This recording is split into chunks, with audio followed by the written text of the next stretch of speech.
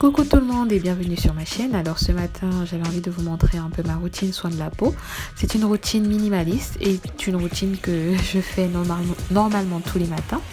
Donc là c'était un matin bonheur, j'allais assister à un événement très sympathique organisé par une communauté martiniquaise en Île-de-France. Et donc j'étais toute contente comme ça de me préparer en musique, même si c'était un samedi pluvieux. Donc j'utilise ce gel nettoyant qui est chez Neutrogena. Donc c'est un gel au pamplemousse rose, mais vous pouvez prendre n'importe quel gel du commerce. Franchement, l'essentiel c'est d'avoir un gel moussant qui ne vous agresse pas trop la peau et qui vous permette de la nettoyer en profondeur. Donc c'est un geste du quotidien, ce nettoyage donc à la brosse. Vous pouvez utiliser une brosse manuelle ou une brosse électrique. Donc il y en a de plusieurs types.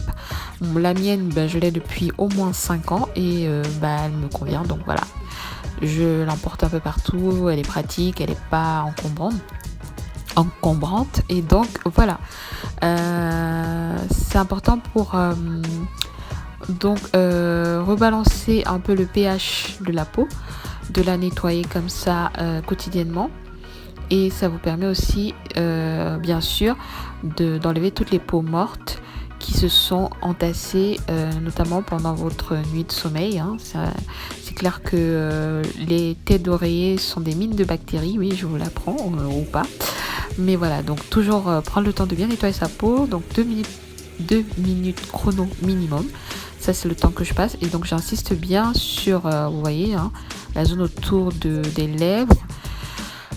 Parce que forcément, vu qu'il y a des rebondis, la crasse a tendance à se cantonner sur ces parties-là. C'est pour ça que vous verrez qu'on a généralement aussi de l'acné sur certaines parties, en particulier le menton. Enfin voilà, ce sont des parties qui sont soit toujours en contact avec le coton ou la tête d'oreiller, soit où il y a des sortes de nid à microbes. Donc j'utilise une serviette en microfibre. Vous pouvez utiliser aussi des serviettes démaquillantes ou des carrés démaquillants en coton. Enfin voilà. Moi je préfère ça. Vous voyez, ma peau chauffe un peu, c'est normal puisqu'on l'a frotté. Donc par contre, là le gommage va permettre, maintenant que la peau est bien nettoyée, de lisser le grain de peau. Et bien sûr, le gommage, par contre, c'est une fois par semaine. Oups, j'en ai fait tomber. Le gommage, c'est une fois par semaine. Moi, j'utilise un gommage maison aux marques de café que je vous ai présenté justement dans ma précédente vidéo, que je vous invite à voir, sur les 3 soins de la peau à ne pas commettre. Donc, vous nettoyez bien votre peau, vous la gommez parfaitement, au moins une fois par semaine.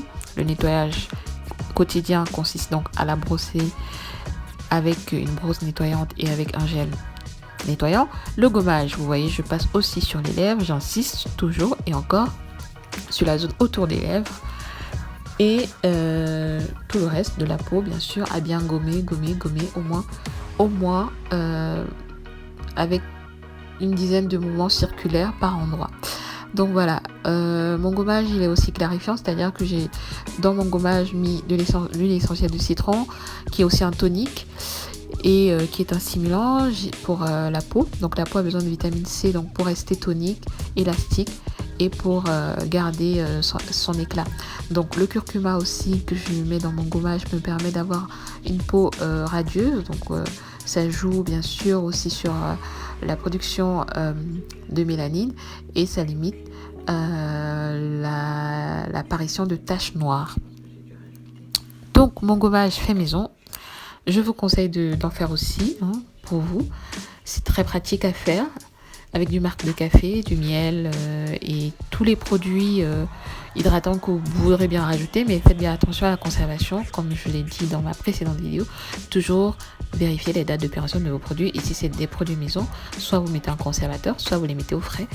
Et vous respectez les conditions d'utilisation et de fabrication sur vos produits de base.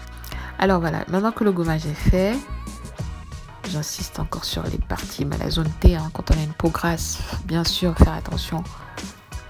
Et là, j'écrase un bouton, c'est dégueu. Mais voilà, donc vraiment faire un gommage en profondeur. Donc je vais rincer ma peau je vais utiliser un gant de toilette propre donc pour absorber l'excédent de produit. Et ce gant de toilette va aussi me permettre d'assécher ma peau pour ensuite passer à la phase d'après.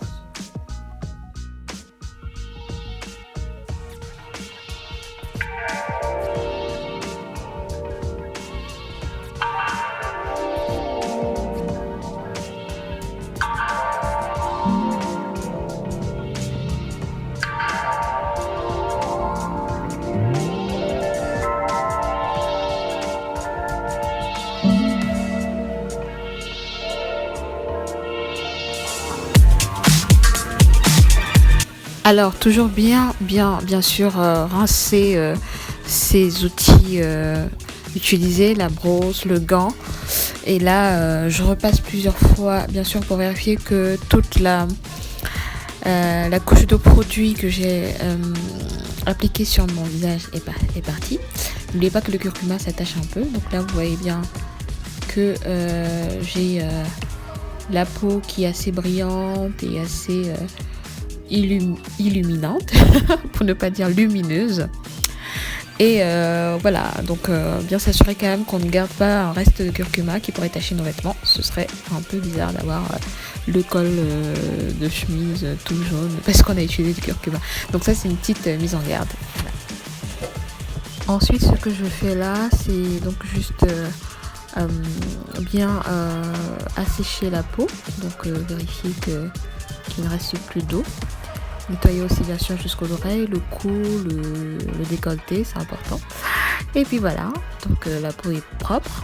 Et on va passer enfin à la phase suivante qui est l'hydratation, phase cruciale dans une routine peau et teint lumineux et hydraté. Toujours faire attention donc à bien faire pénétrer le produit dans la peau. Donc ça, c'est une lotion hydratante de chez L'Oréal à base d'aloe vera que je vous ai déjà présenté dans une précédente vidéo. Je suis fan de la sensation de légèreté que ça procure à ma peau et de fraîcheur. Donc ça, c'est vraiment pour un jour où je n'ai pas la peau sèche et où bien sûr il ne fait pas froid.